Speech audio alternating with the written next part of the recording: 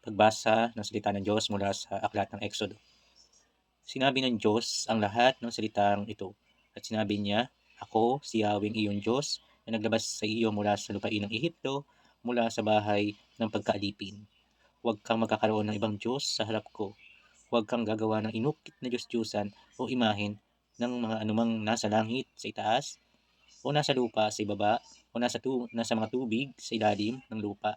Huwag kang yuyuko o maglilingkod sa kanila, sapagkat ako si Yahweh iyong Diyos ay selosong Diyos, at pinarurusahan ko ang mga anak hanggang sa ikatlo at ikaapat na sanlinlahi dahil sa kasalanan ng kanilang mga magulang nang nagigimagsik sa akin.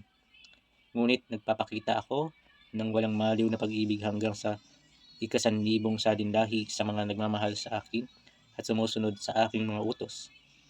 Huwag mong gamitin ang nang walang katuturan ang pangalan ni Yahweh iyong Diyos, sapagkat hindi pinakakawalan ni Yahweh ang sino mang gumagamit ng walang katuturan sa kanyang pangalan. Alalahanin mo ang araw ng pahinga at pabanalin ito. Magtrabaho ka sa loob ng 6 na araw at gawin ang lahat ng mong gawain. Ngunit sa ikapitong araw ay araw ng pahinga para sa kay Yahweh iyong Diyos. Huwag kang gagawa ng anumang trabaho sa araw na iyon.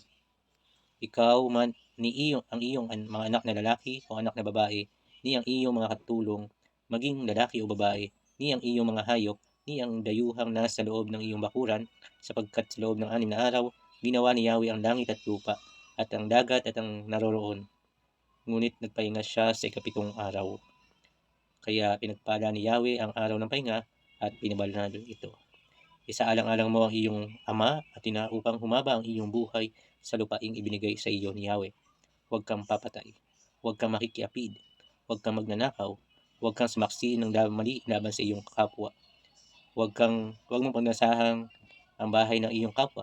Huwag mong pagnasahan ang may bahay ng iyong kapwa o ang kanyang mga alipin, lalaki man o babae, o ang kanyang baka o ang kanyang asno, anumang kanya.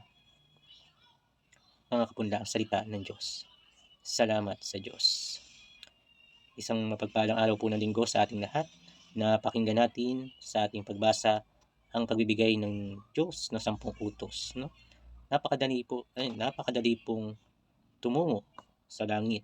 Kung tayo ay papanaw, susundin lamang po natin itong 10 utos na to. Ang mahirap po ay yung iniisip natin yung ating sarili.